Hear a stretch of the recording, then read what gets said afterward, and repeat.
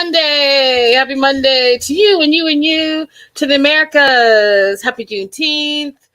Shout out to the live chat. Y'all are popping already. Amanda's in the house. Crystal's in the house. Brown Frown, what up? Hey, Peggy, all y'all. Hello, hello, hello.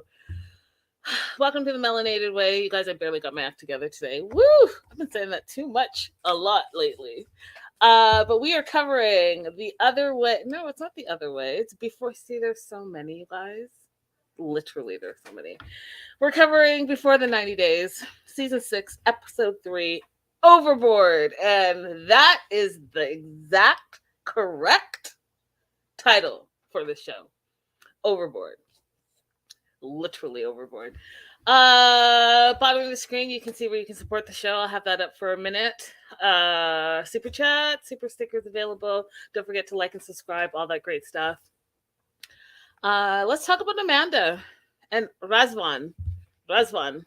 Listen, y'all, I'm just gonna say this right now. First of all, they're really comfortable with each other for two people that have never met in real life, and then finally meet, and they're all like hand in hand, hickeys on the neck, all the things. I was very surprised by how comfortable they are together.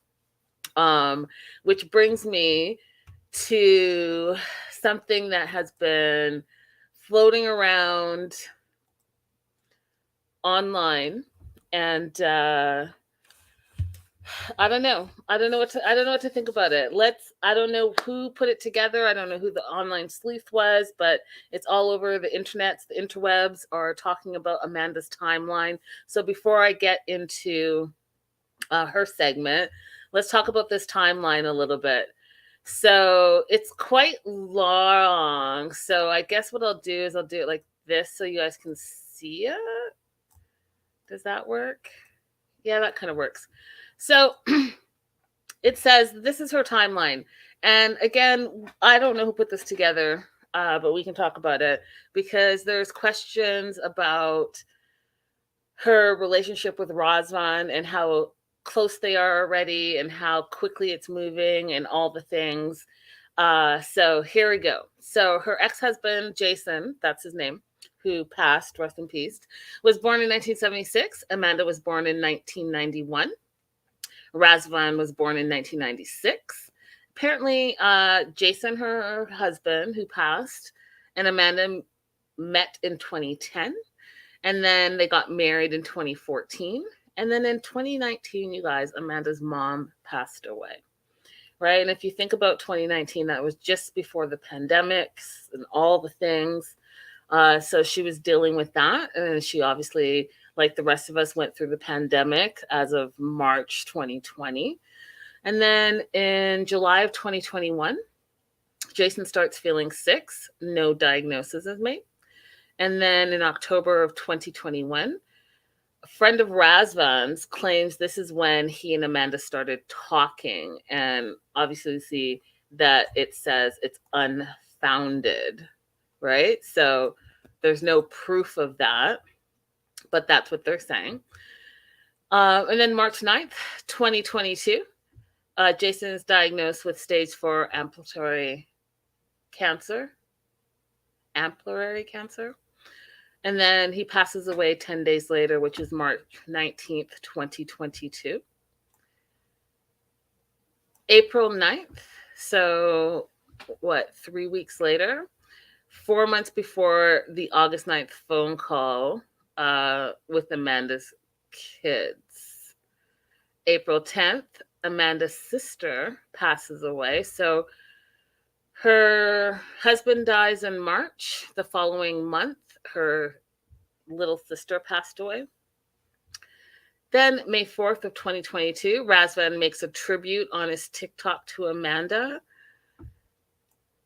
Then July of the same year, 2022, Amanda claims this is when Amanda and Razvan started being flirtatious, which is weird to me because if I'm looking at May, why did he do a tribute to Amanda if indeed that's true? And then June, July, they start flirting. Early August of 2022, Amanda's in Romania. August 9th, Amanda's phone shows a call ending with her sons. She only has one son, so it was weird about that as well. And then December 22, January 2023, Amanda claims this is when filming happened. And then June 4th of this year, first episode of Before the 90 Day airs, Amanda tells her sister, if I go there and everything goes great, maybe he will propose. So what do you guys think of that timeline?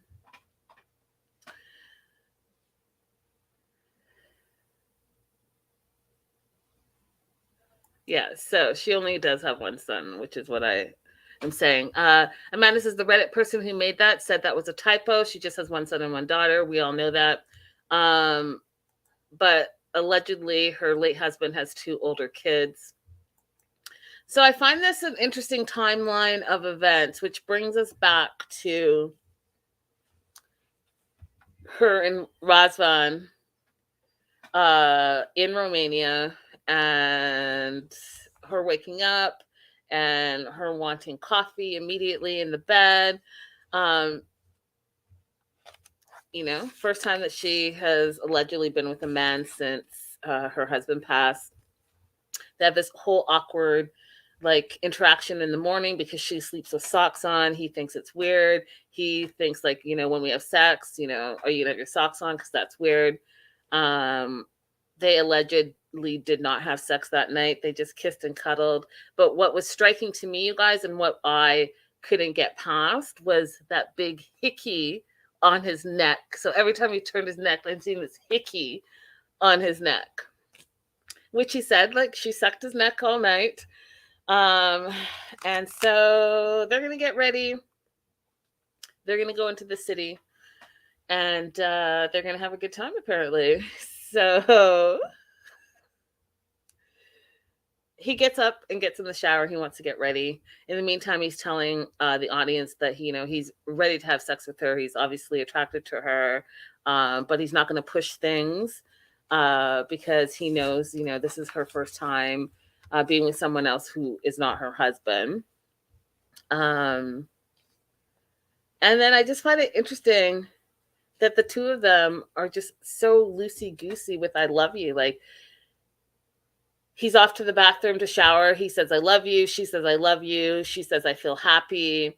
And I just think that she's grieving. I think that this is all part of her grief process. And I know that we all are going to have different opinions, but that's what I think. I think that she's grieving, and she's used to the routine of having someone to wake up to, someone to say, I love you all the time. And I think that she's just replacing one situation with another, because can you imagine how much overload of grief she has between her mom passing in 2019 and then losing her sister and her husband within a month of each other? And that was just last year. It's a lot of grief.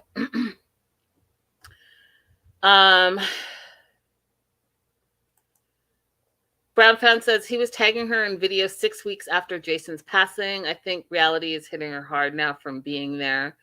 And Carol says, I don't understand her being in the show when it is clear she is so deeply in grief.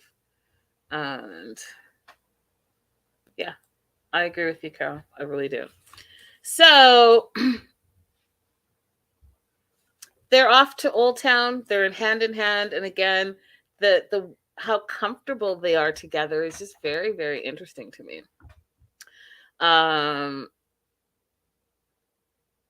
But she feels off because just before she left, her son Junior called, and he was talking to Razvan and then said, my dad died.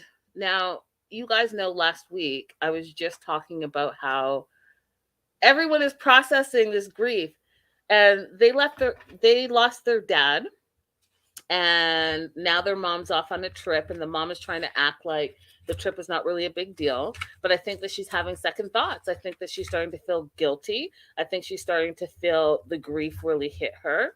I think that being in a new relationship is proving to be a little bit more than she thought it was going to be.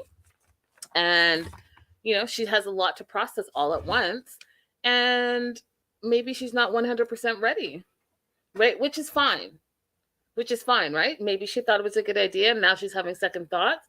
But what's crazy is that she's not being able to talk through her feelings 100% because she doesn't want to be a Debbie Downer on the trip, which I feel is not really a good look for either of them. If you can't really talk about where you are in the moment, then you're just going to have all those feelings pent up, and where do those feelings go?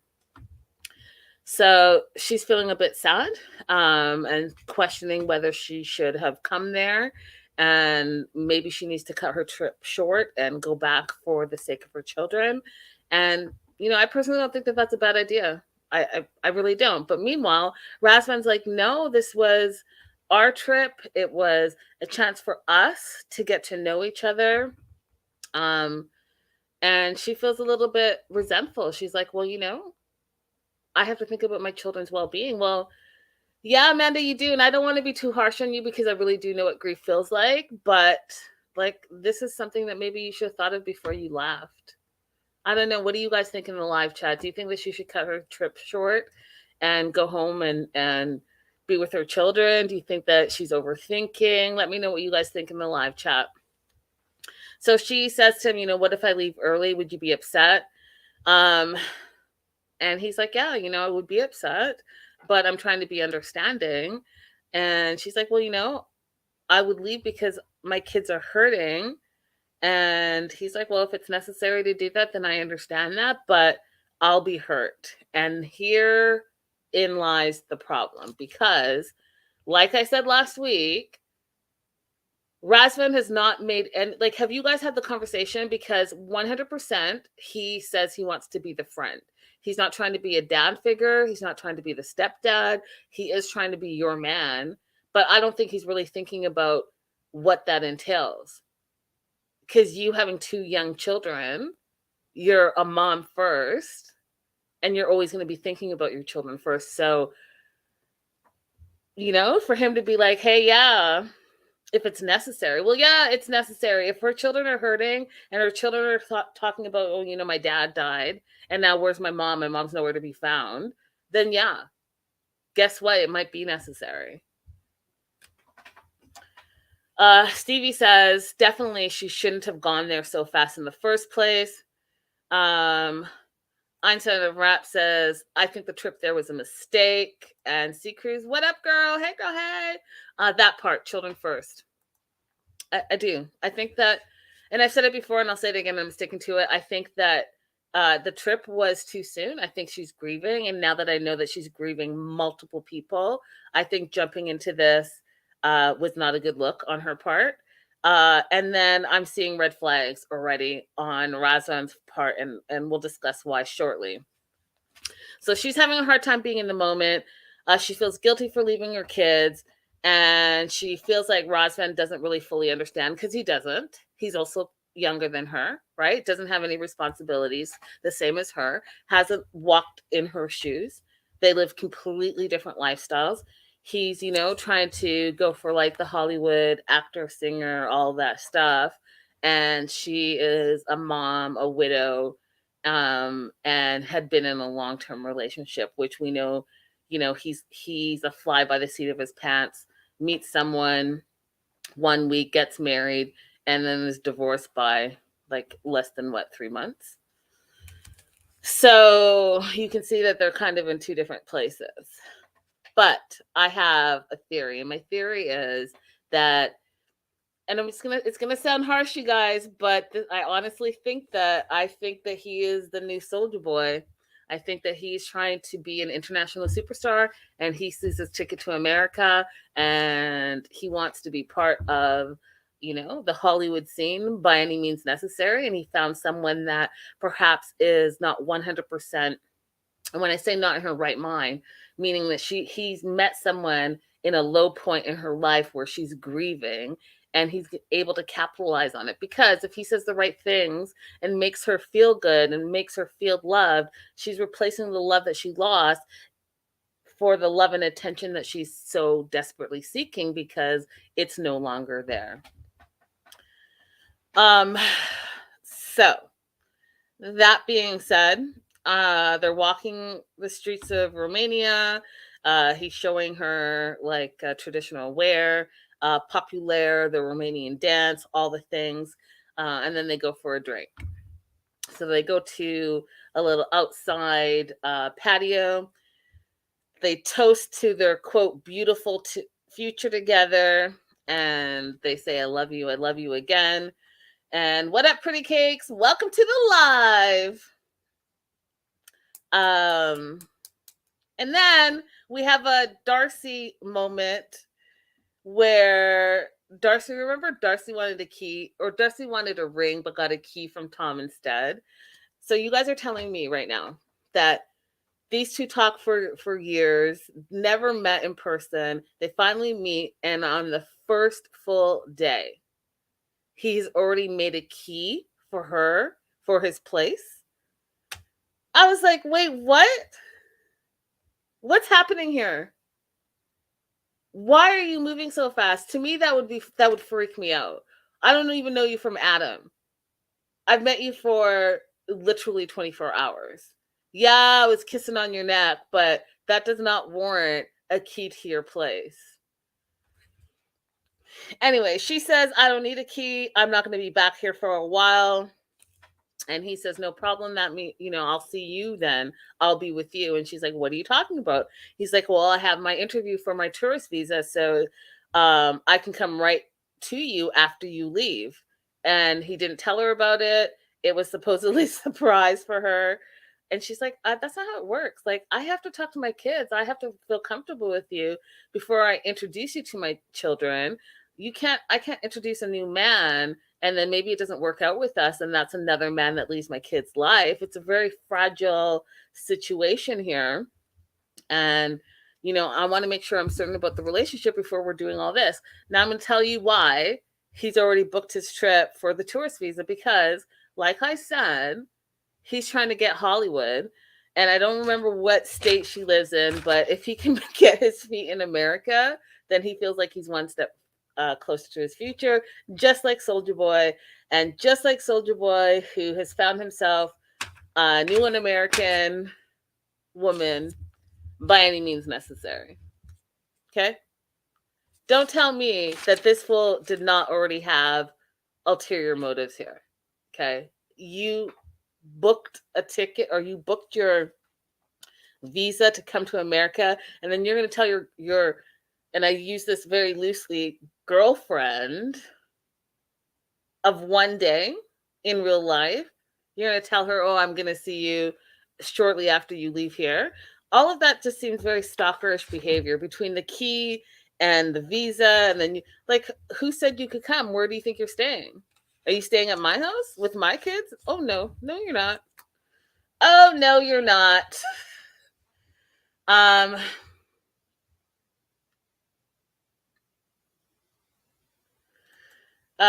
Pretty Cake says, I thought it was weird how he offered the key in the beginning. He should have maybe did that at the end of the trip, but she probably would have. Still, it's too soon. It's weird, Pretty Cakes. It's super weird.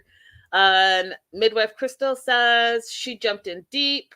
I think she should have got a hotel versus committing to stay with them for that time. She could have done some self-care things. Facts, that part, indeed. So you guys, we'll see. I'm curious what you guys think about the relationship and the timeline we talked about and all that stuff. If you're watching the replay, let me know in the replay in the comments. And if you have some thoughts about it, hit us up in the live chat while we're live. I'm moving on to Misha. This whole situation, it's just, okay.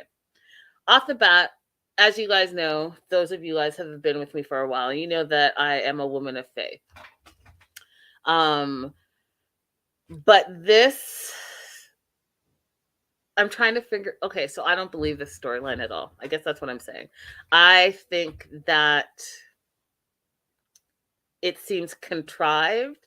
I think that Misha is putting a stereotype on religion and how she lives her life with even the opening scene in the church and how she was praying and she's like, I'm praying for no traffic, and being just very evangelical.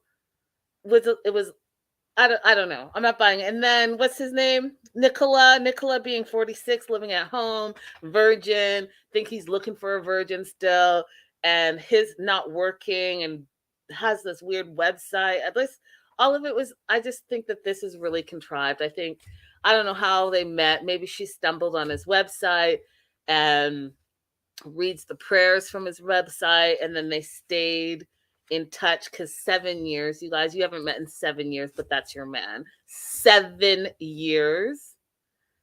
7. 7.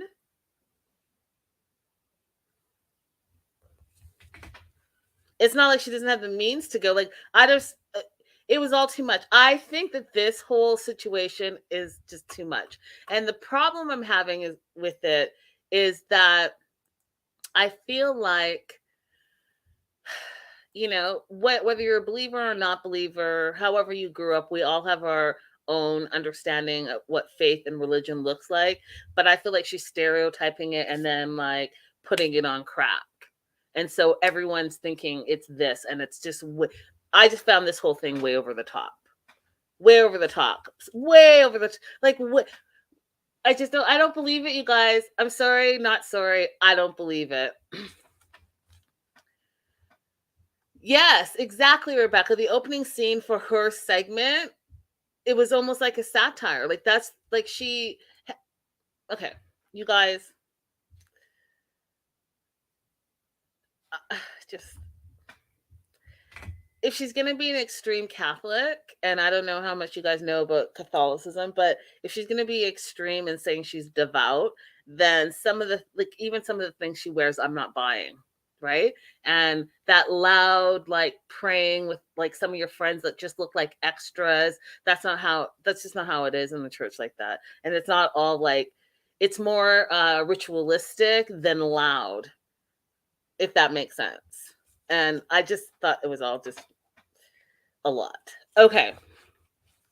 So we meet Misha, who's 43 from Minnesota, and she's apparently a director of pastoral care in the Catholic Church. Prior to that, she was an on-air journalist, really living up the glam life.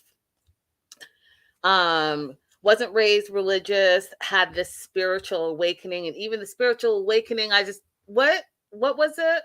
And why are you calling it a spiritual awakening? So she had this spiritual awakening 10 years ago. So that means when she was 33. And I don't know, you guys, it kind of went over my head. Apparently she saw 2 suns or something while she was vacuuming, and it led her to her knees.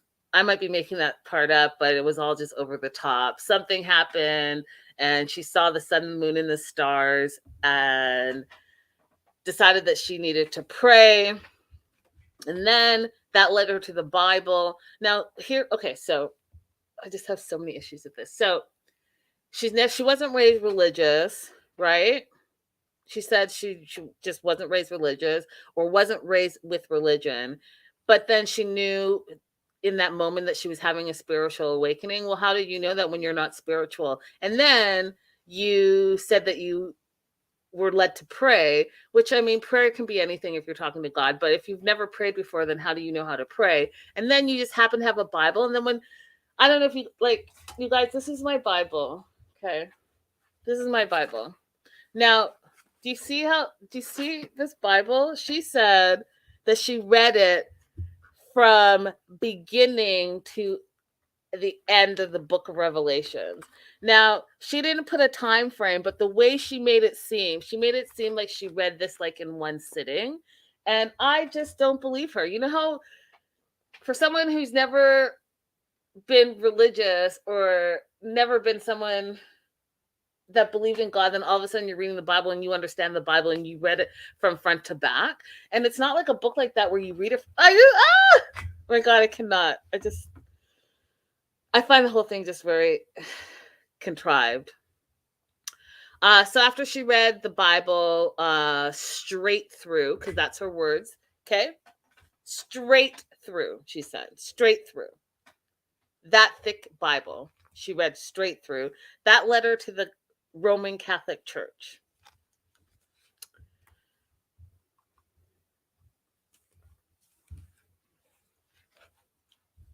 Okay. The math is not mathing for me. Okay. It's not mathing for me. And, who am I to say this? But like, I just don't believe it. Right? Which translation? That part. Like a beach read. That part. Like, I'm gonna need some more information. That's all I'm saying. And I just don't believe it. I don't believe it. And you are not making a believer out of me. I just don't believe it. So we find out that I guess she previously was married, met exchange student, moved to Sweden. They got married, had 2 kids. Didn't work out. She got divorced.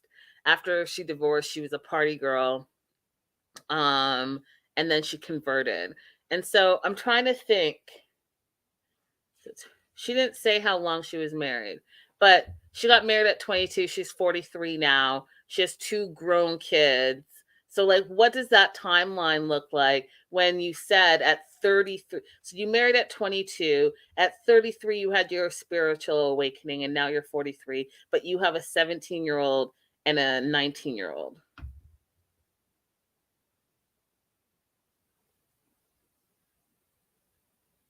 Do you see how that's not mathing? Is it just me?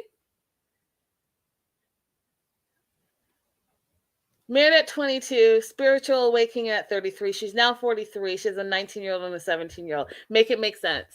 Someone. Okay? EBQ. After her party days, she had that spiritual awakening at 33. And instead of being wined and dined and helicoptered around, she began living what she is explaining as a lonely life, which again also bothered me because you're saying if you're a believer, specifically, I'm going to talk about her saying that she is part of the Roman Catholic Church. So if she's a Catholic, she can no longer have fun. She's a Catholic, she's going to start living a lonely life. Why? Because you can't go to the bar every night? Because, as a Catholic, you still go to the bar.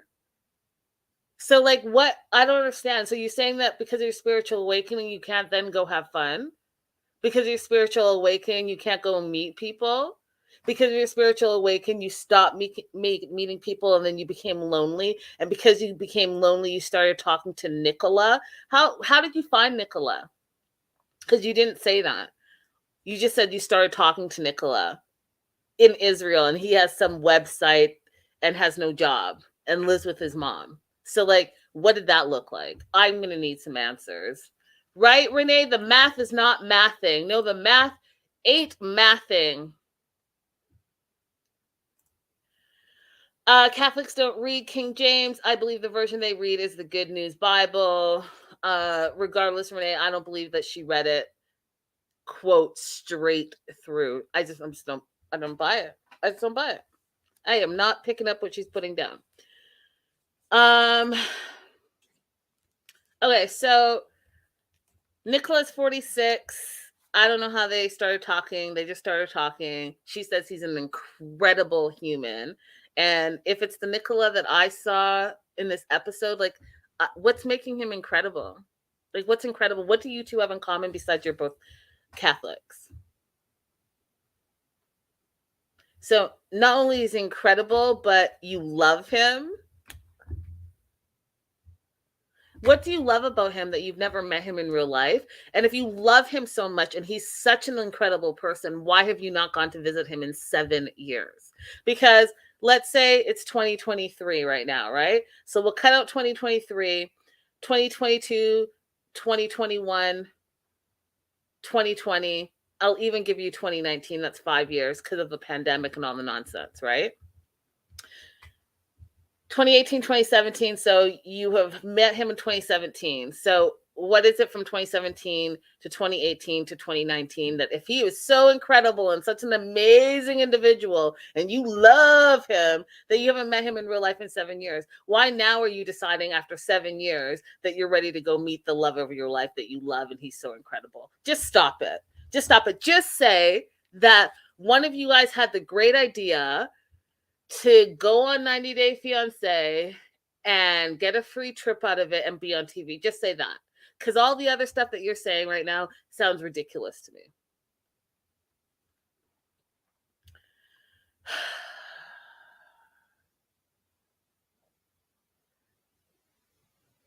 Sounds ridiculous. Okay. But we meet Nicola, who is 46, lives with his mom, because in his belief, you live with your parents until you get married. He says he lives a simple life. He's devoted to the Lord. I mean, again,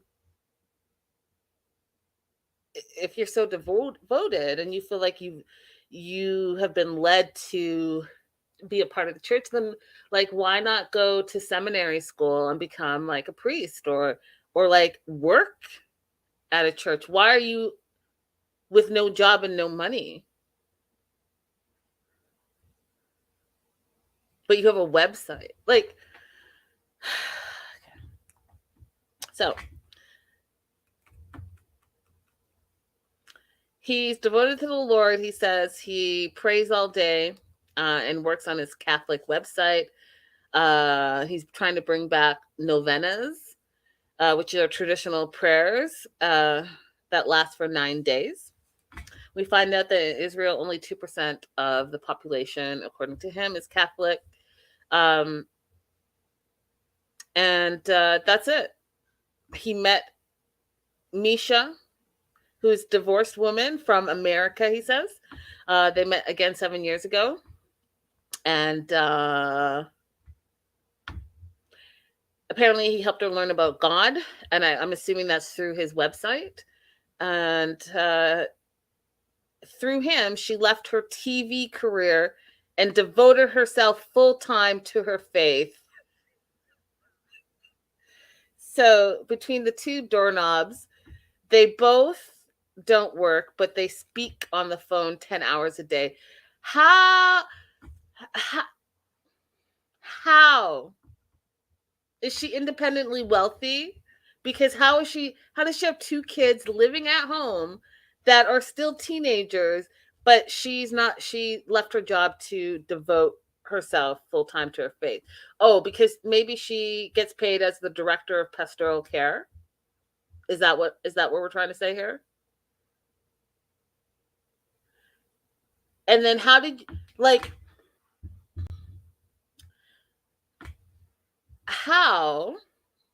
did you talk to somebody you've never met in real life for 7 years, and that person who you've never met, who does not have a job, who lives at home at 46, how did his wisdom encourage you to quit your job?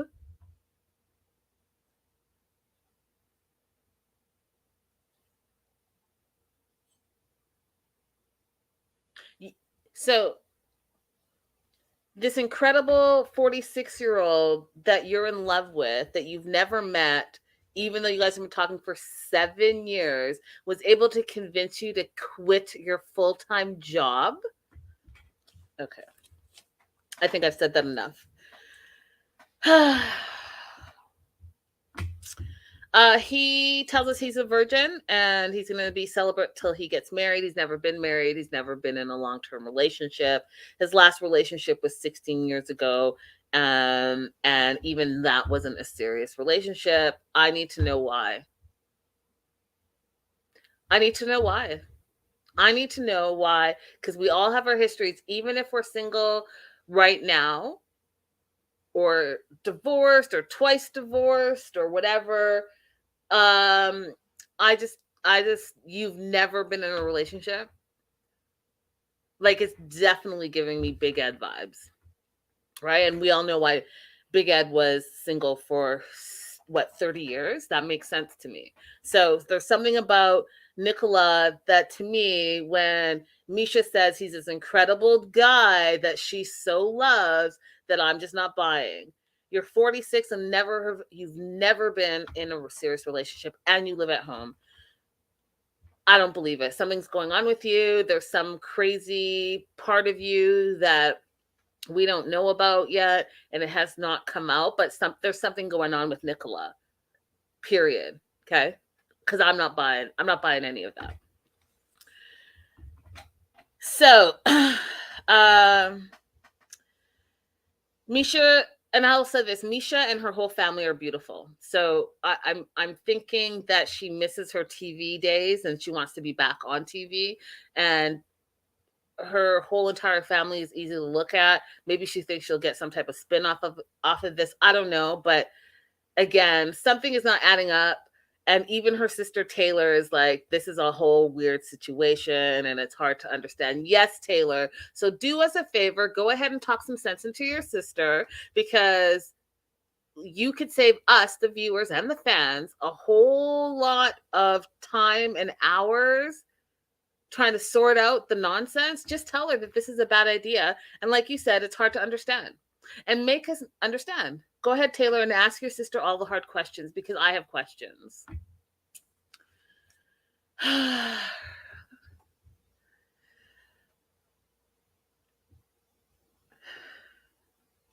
Amanda says, for someone who's never worked and never been married, no kids, Nicola is a hard 46.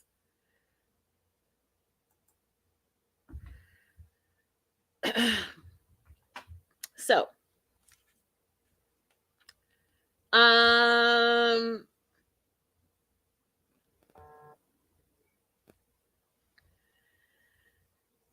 then we get into the whole, okay, you guys, there's just so much going on here. I'm so glad that we met her in episode 3, because if I met her in episode 1, I'd probably have been like, what the? I'm still but I'm still like, just like, at least you ease me into this nonsense. Okay, so remember, she got married at 22, spiritual awakening at 33. She's now 43, has a 17-year-old and 19-year-old. Now we're going to throw in the fact that she thinks that she's going to marry Nicola, who is the love of her life, that she loves so much, that is also this incredible guy. So she says, but she has not traveled to ever meet him in real life in 7 years. But she talks about how divorce is not an option, but believes that Nicola is the man she's supposed to be with. Okay. Now, divorce is not an option, but it was an option before, because you are divorced. And not only are you divorced, now you've gone to some meeting at the church where you want to annul your marriage, even though you've been divorced for 10 years. And what does that even look like? So in it, like,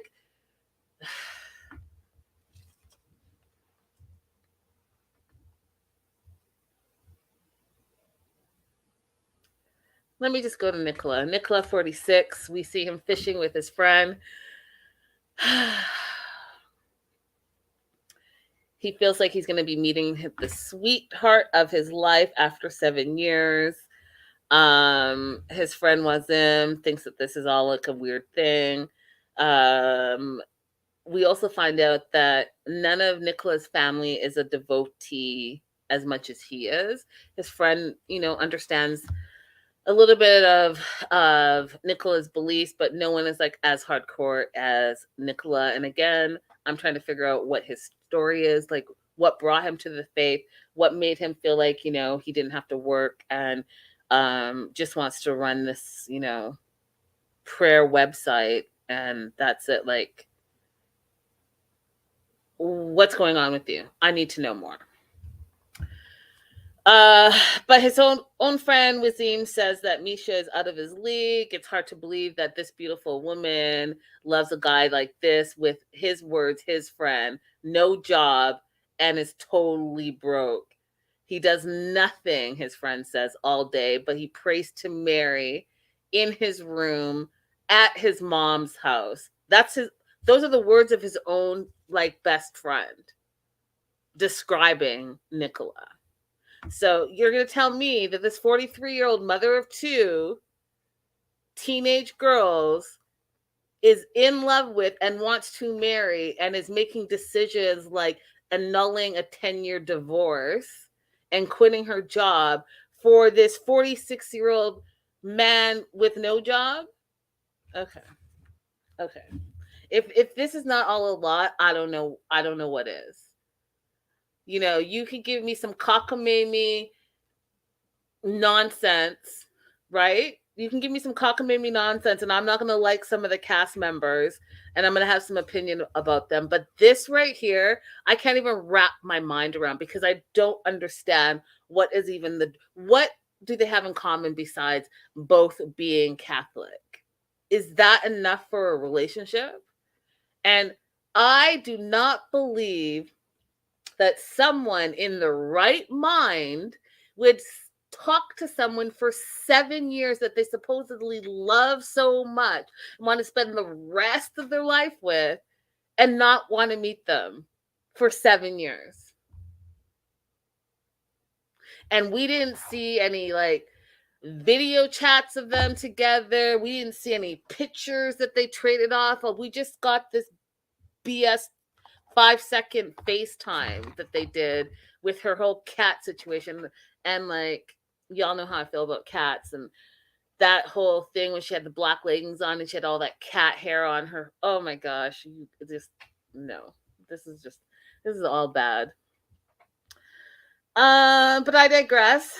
I already talked about how Nicola hasn't been in a relationship, hasn't done anything with anyone in 16 years. And again, he reiterates that he wants to be celibate till he's married. That's fine. Then he says some cockamamie nonsense about him preferring Misha to have not slept with anyone else and to her have been a virgin. Like, shut up. Like, just, she's got 2 teenagers and she was married. So, like, you're going to just have to let that go. Okay? You just have to literally let that go. I don't even want you to discuss it. And if she does end up coming to Israel, I don't want this to be a topic of discussion. She got married, she had kids, end of discussion. Okay? And for you to act like you are some savior that has waited your whole life because you're following the rule of law of the book of Jesus, that is not what's happening here. There's something going on with you, and there's a reason why you've never been in a relationship, and I need to know, and it's not just because you love God. Okay, so then he talk like, I just don't even want to have this conversation because it just sounds ridiculous to me that he says that his mom is not going to like Misha because his mom wants him to marry a virgin. Like, does your mom realize that you're almost 50 years old and what that sounds like? Because it sounds really terrible to me. Okay, because you're probably not gonna meet another 50-year-old virgin. So what are you saying you're looking for exactly, and what are you saying that your mom thinks that she's looking for you? Because you're not 22, you're 46, which is close to 50. So I'm just gonna say like you're 50. Okay.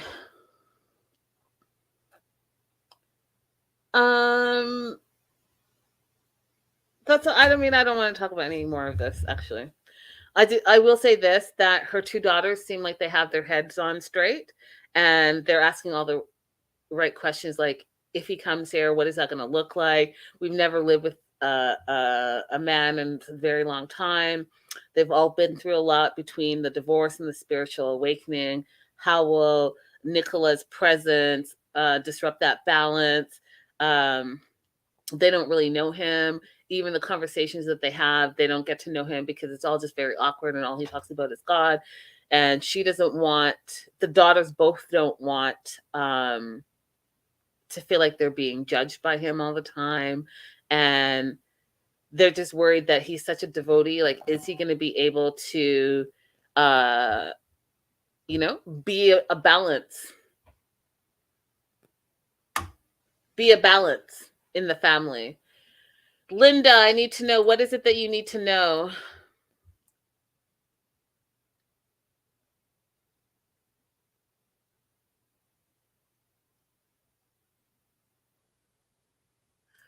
Amanda says, honestly, it's stupid. I'm calling fraud, but I'm here for a different kind of story. The stakes are pretty low. Excited to see Israel too.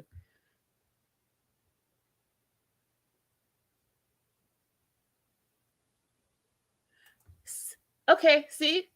Isn't this is what I just said? Moja 31, if you were here earlier in the live, this is exactly what I just said. Misha is too, I didn't say bombastic, but great word.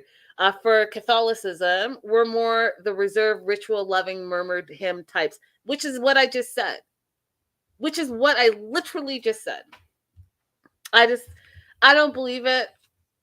I don't believe it.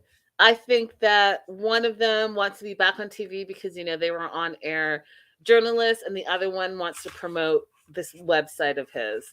And that's that. The rest is cockamamie nonsense that I'm not buying for 1 minute.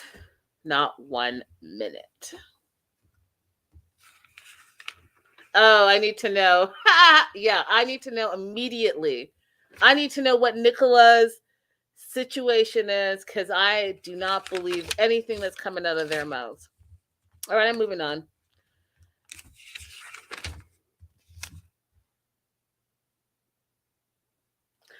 Okay.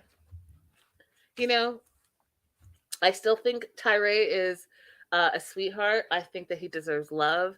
I think that he's going to find love, but I don't think he's going to find love until he snaps out of whatever delusion he is living in right now. And I say that with love. Tyrae, I say it with love. You are being delusional right now. And for you to be holding on to any type, listen, I will eat my words. If I am wrong and Carmella is the person that you said you guys had this special connection and bond that no man can break, and that Carmella is a real person and not a catfish, I will eat my words. I will come on the show and apologize and literally say I eat my words, but I don't believe it. I don't believe it at all. Okay. And I feel like Tyrae is too smart and too kind to be this delusional.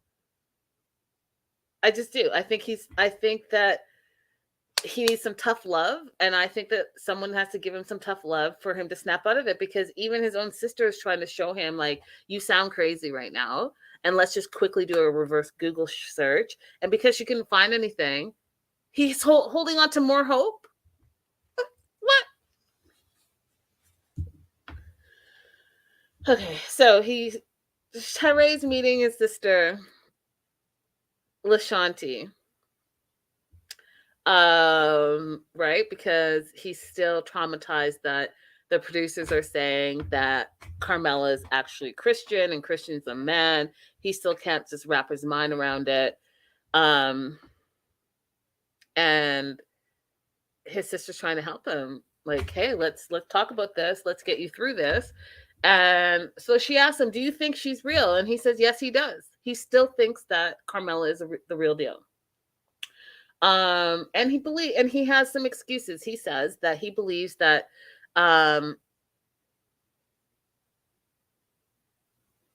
there's someone behind the messages. Well, yeah, that someone is Christian. The man that the producers are trying to tell you was trying to take advantage of you. But he's like, no, I had a deep and genuine connection with this person, and we shared each other's love and compassion, and we worked through things together, even though I've never heard this person's voice. I've never FaceTime with them. I've only got Snapchats and snap little videos and pictures on Snapchat, but we absolutely had this really crazy connection that no man can break apart. So he thinks this is all just a big misunderstanding. He thinks that perhaps someone had Carmella's phone, or she lost her phone, or I don't know, you guys. There's some crazy delusion going on up here, and I just don't know what it is. Vanessa says maybe he'd be okay if it is a dude, as long as they have the same deep connection. I mean, that could, okay, say that then, right? Love is love. Say that. Which is what Crystal said. That's what I'm wondering, Vanessa. Tyrae, say that then. I mean, if that's the case, like I said, love is love. Love who you love, but then say that, and don't say all this nonsense because it makes you sound delusional, Tyrae. And I don't want to make you sound delusional, but you're making yourself sound delusional. So LaShanti does a reverse Google search.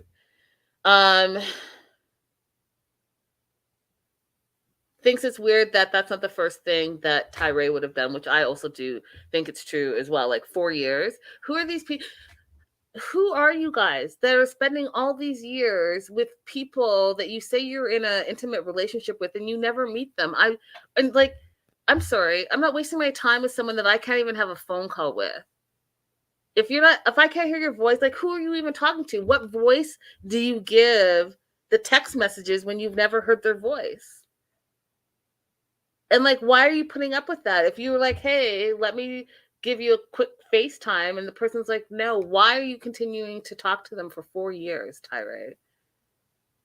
Unless, and like I said, unless I understand that being lonely and wanting to have some type of connection with someone, and then you don't want to learn the truth because then you don't want to burst that bubble that you have about having this relationship or so-called relationship that has made you feel good about yourself, and because you've been able to fantasize about it, just like reading any book. When you read a book, and it's a fictional book, your mind can create the most beautiful stories, even more beautiful than the words that are on the paper. So you've created this fictional character that is Carmella, and she is your ideal woman. And now that reality is trying to smack you in the face, you don't want to be smacked into reality.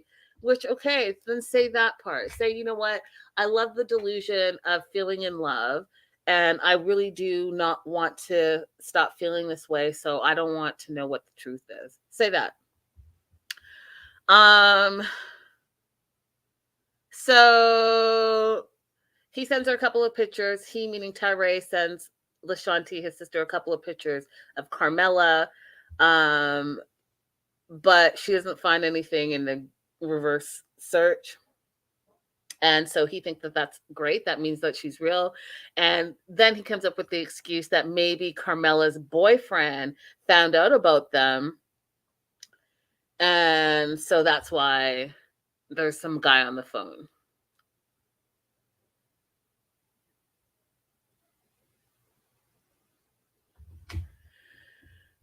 Hey, S2E3. Yeah, it makes no sense, especially because he said he watched Catfish TV show, that part.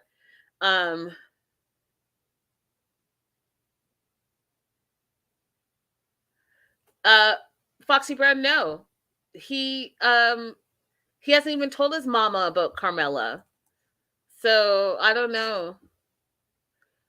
So let's look at this real quick. Let me just pull it up. So then we know that there's a voicemail, and I'm mad that we didn't get to hear the voicemail in its entirety. Like, I'm honestly really mad about that. I think that the producer should really have just let us hear it in its entirety. So there was a voicemail that we heard like the first 3 seconds of last week. And then we also know that there's a message that was sent to the producers, which Tyrae tells LaShanti about, and LaShanti's like, let's see it. So here is the message. It says, not the girl in the photos. I know it's blurred out, but let's say it's terrible that I have not been honest with Tyrae. I've been lying him to for almost 5 years now. It's really important for you guys to pay attention to not only the grammar, but the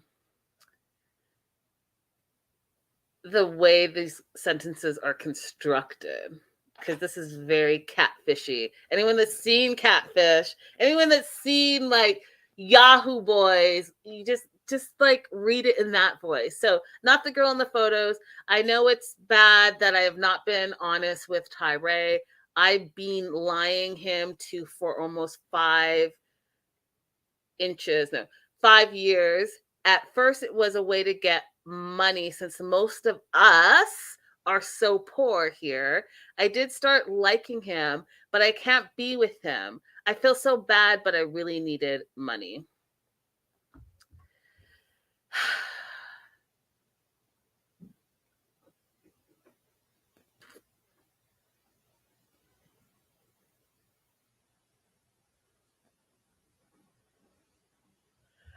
So he's confused. What are you confused about, Tyrae? Again, saying this and sending this message to you with love. But what is it? What's confusing about this to you?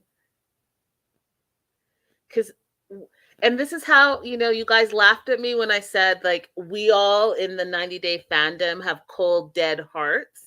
Because I look at this and say, this is a waste of time. You need to keep it pushing. You need to be out of your delusion and stop it. Right? I say that. And I know all of you in the live chat, like Stevie says, stop the cap. My dude, no. We all feel the same way. So when I say cold, dead heart, meaning like we've been there, done that,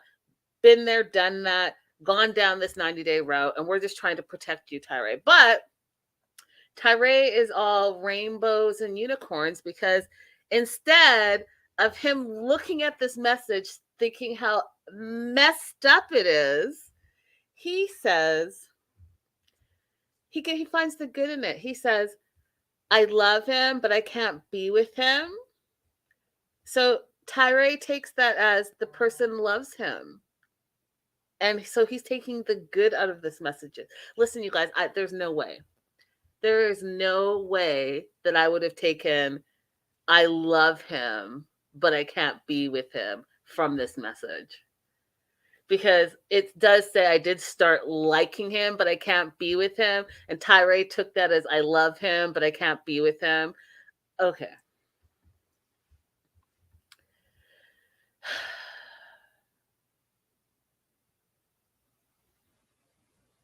I mean,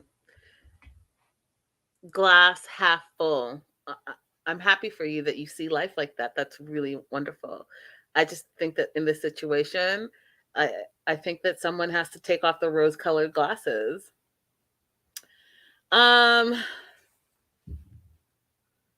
His sister says, listen, this is a scam and that should be the end of it. I'm with the sister on this one.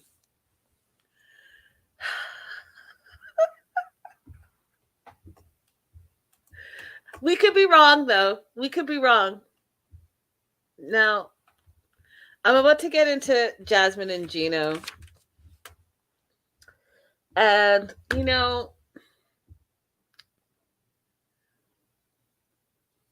I was really I was rooting for them, and I was enjoying them in previous seasons.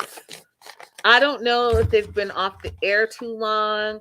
I don't know if I missed some cues. I don't know if I missed some signs. I don't know what it is, but Gino seems they just both seem way different.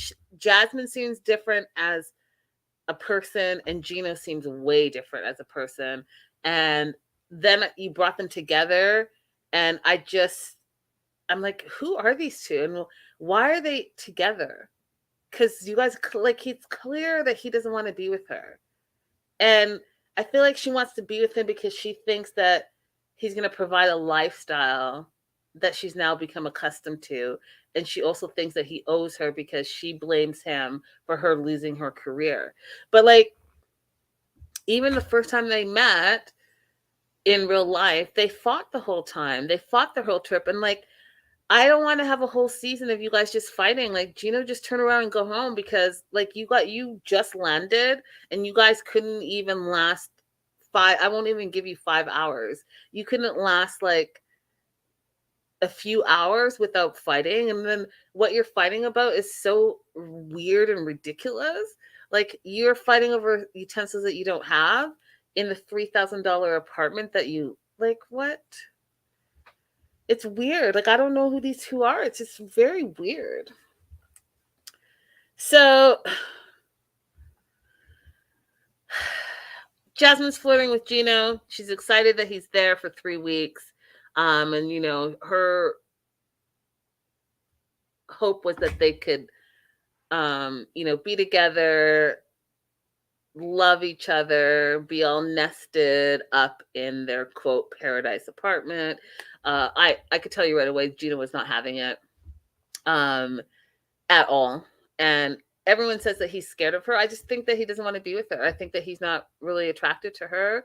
I think that he is over the relationship, but he also does like to see a beautiful woman on his arm. It makes him feel some type of way about himself. But he's definitely not putting any effort into this relationship at all. Like, real effort. He might be financing the relationship, but he's not putting in any emotional effort. And like, I'm not a doctor, I'm not a therapist, but something's gone on with Gino. Like, I don't know, but I would be open to him getting evaluated, because like, I don't know. Like, I don't want to put this on him, but he seems like he might be on the spectrum. And if he is, then maybe he'll be able to deal with things in a different way if he has a proper diagnosis. Now, I'm not saying that that's the case, but something is different about him, and I don't know what it is. And it's very, it's his actions and his words.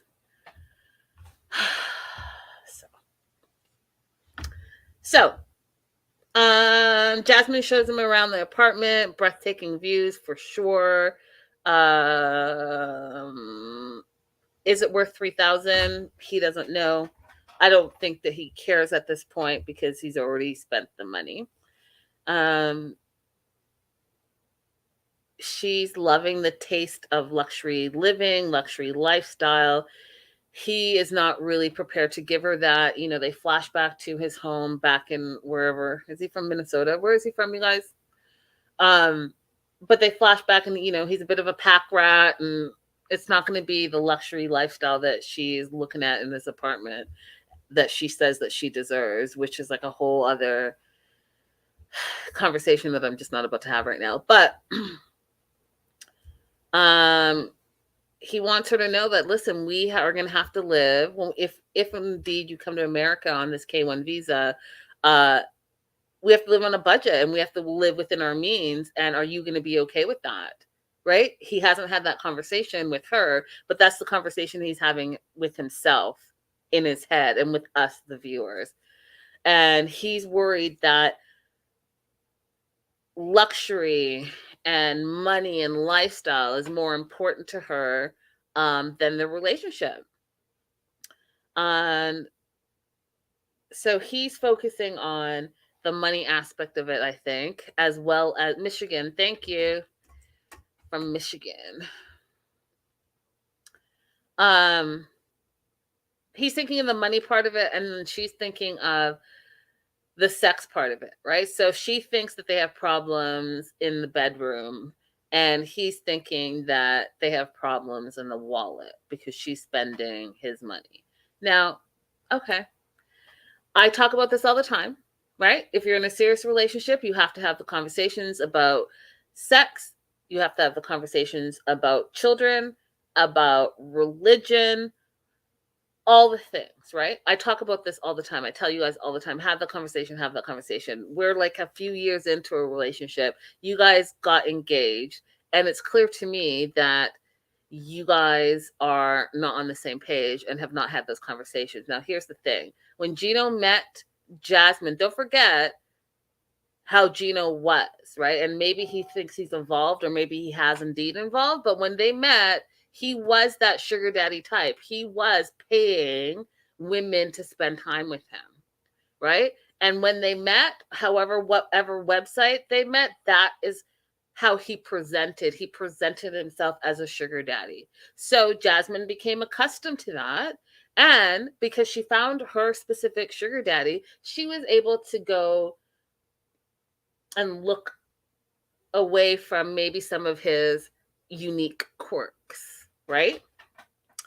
And I mean, like, it's not just about looks, but like, look at her ex-boyfriend and then her current boyfriend. And perhaps maybe, you know, Gina was giving her the luxuries that maybe her ex was not giving her. And so here she is. Now, Gino, maybe he's tired of being the sugar daddy, but then he should then communicate that with her, because you can't resent someone when you presented that way to them from the beginning, because she's only expecting what she's always gotten from you.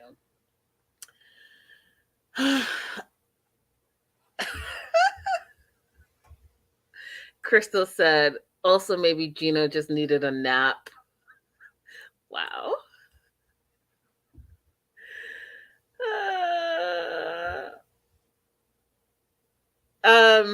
So that all being said, Jasmine is focusing on trying to get their sexy back. So she's like, let's try the bed.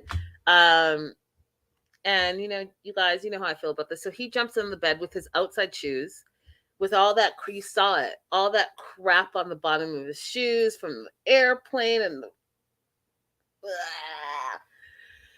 gross, Gino, gross. Between your hat and your shoes, like, you're just doing too much for me. Anyway, she takes his shoes off. He lies in the bed. She wants him to start making more effort. So she's trying to flirt with him. And she basically wants to have sex with him. And Gino, he's not for it. He doesn't even look at her. He closes his eyes. He starts acting like super weird. Like, he just, like, it's weird. If you haven't seen someone in 5 months and that's supposed to be your fiance, I get it, Crystal, let that man have a nap, but, like, also, have some affection towards the person that you allegedly are in love with and want to spend the rest of your life with. So he's closing his eyes, acting like a kid as far as I'm concerned, like just being all weird in the bed, like, if I close my eyes, maybe she'll go away.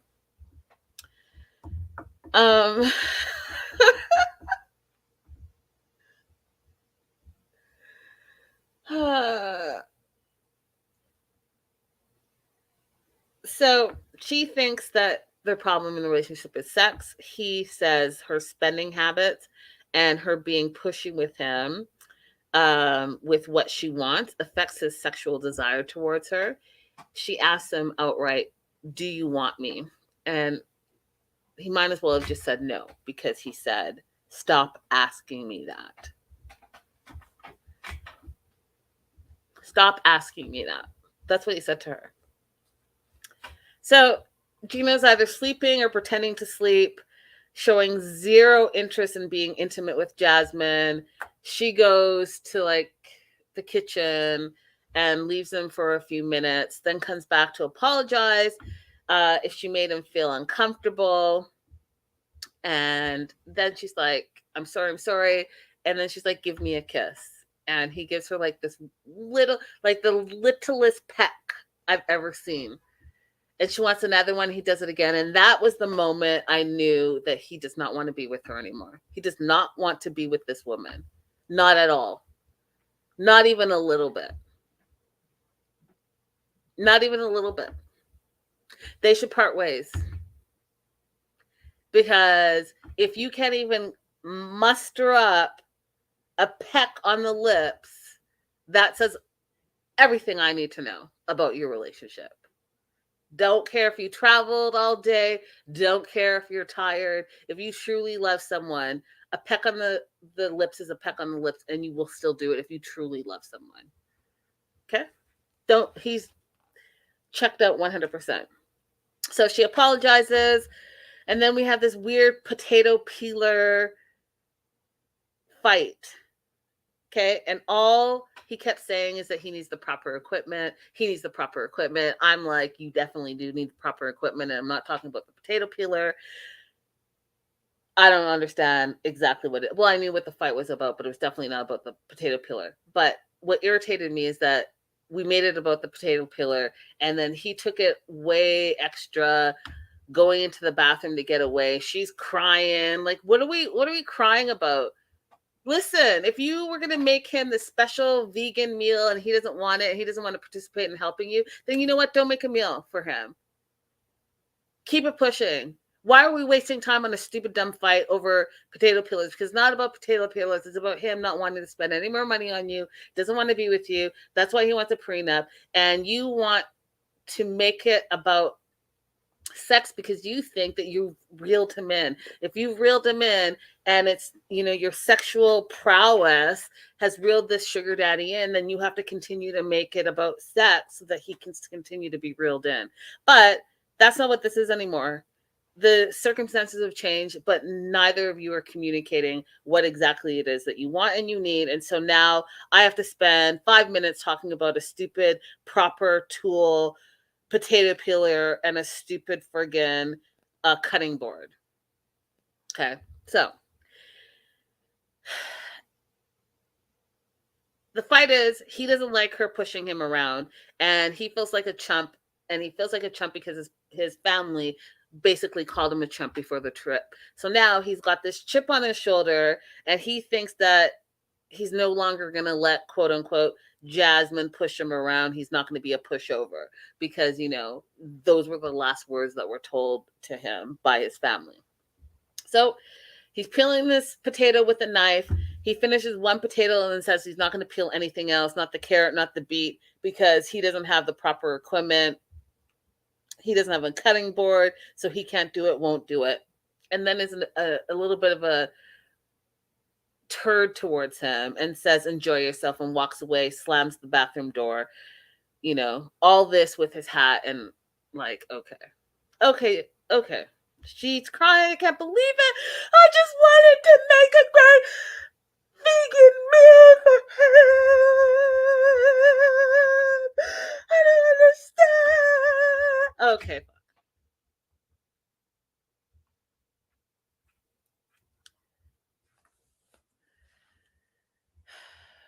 Okay.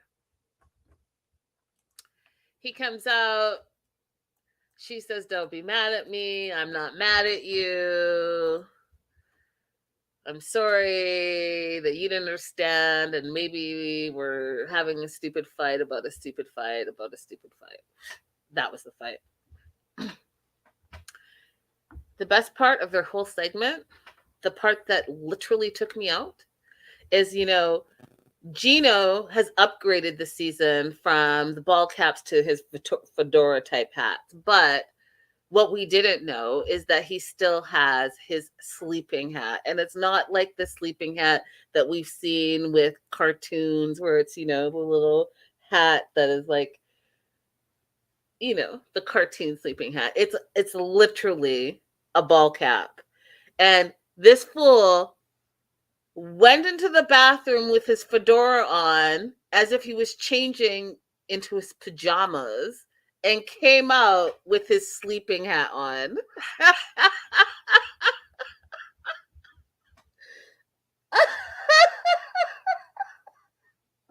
This fool didn't shower after being on a plane for 1,000,000 hours.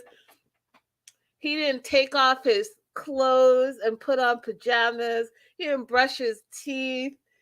This fool took off his fedora and put on a ball cap and went to bed.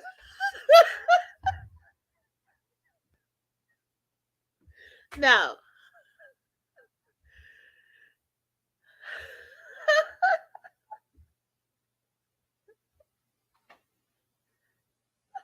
I cannot. Jasmine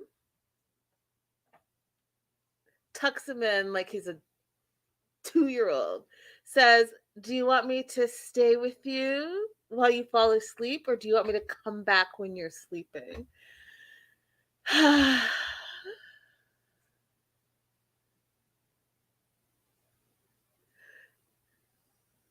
He says, I just want to sleep. Stop it. Just stop it. Just stop it. All of it. Just stop it. All of it. Just stop it. That was the best scene of the entire episode. That was the best scene. Gino in his sleeping ball cap.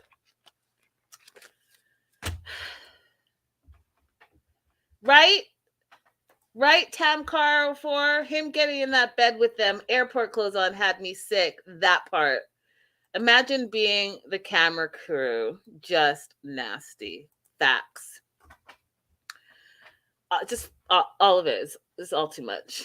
It's all too much, you guys. Okay, and last is Riley.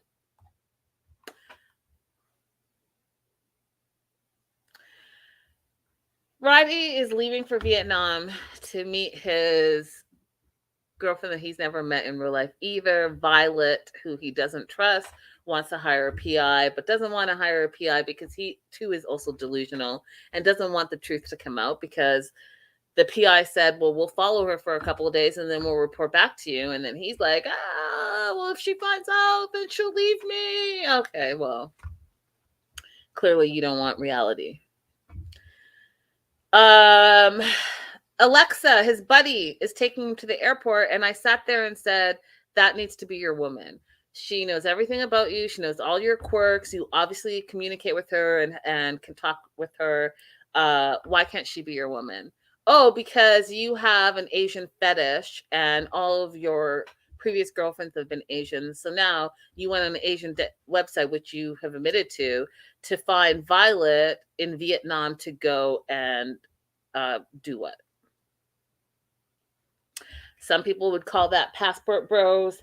Some people would allege some other things.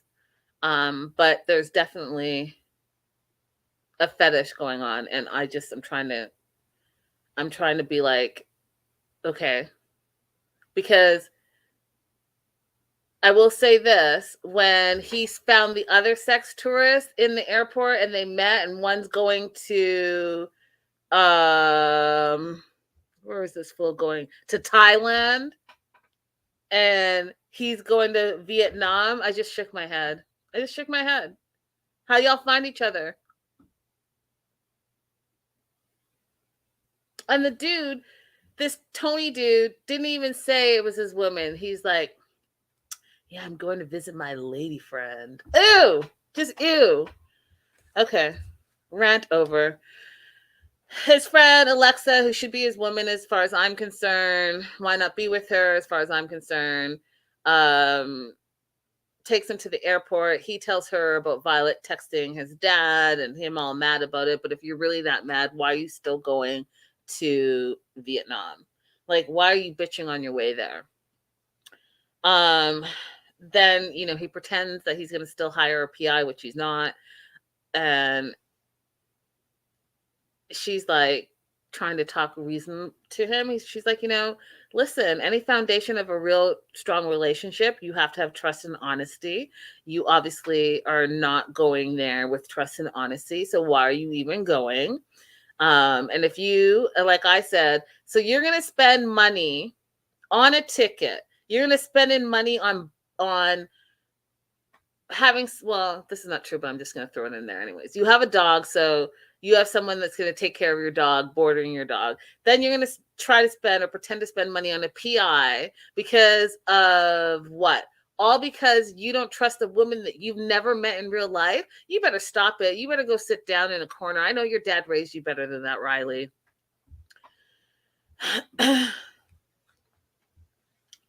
So, the other thing that irritated me about Riley's segment, you guys, so I noticed his suitcase. I'd like that like chocolate brown of it. Did you guys notice that? He had this big chocolate brown suitcase. And I was like, wow, he's going for 3 weeks. He's like pretty much packing light. He's got one main suitcase that he's going to check in. And then he's got one little small blue suitcase that's going to, travel with him. And then his backpack, right? And that was it. That's all he had. But did you guys notice? And I need you guys to really, if you didn't, rewind it. So when he was walking in, and this is a production problem, when he was walking in, he had this brown suitcase. But when he was asking where his check-in was, the brown suitcase was now wrapped in blue, I want to say saran wrap, but in blue wrap. Did you guys notice that? In less than 10 seconds, his bag went from being brown to being blue. This irritated me. I was like, can you really just turn around?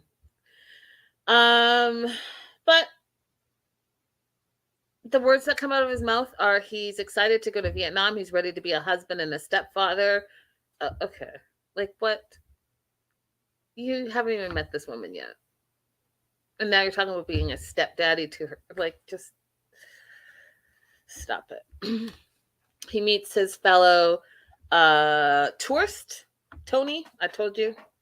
He's en route to Thailand. They commiserate together. We find out a little bit about Violet as well. She's a teacher in Vietnam.